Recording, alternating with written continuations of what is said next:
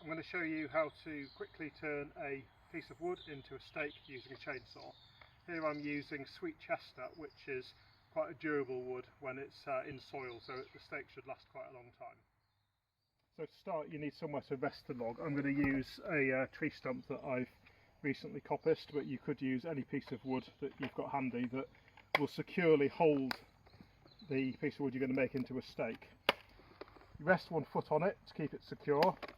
Obviously you need to be careful with the cuts here, that there's no way you can cut into your foot.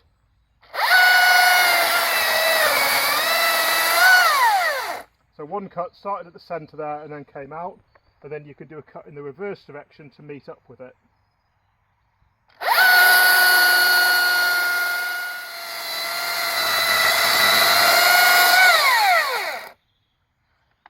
Then you turn the stake a quarter turn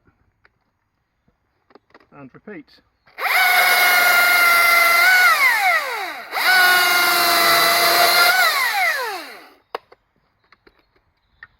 And there you have it, one stake ready to put into the ground.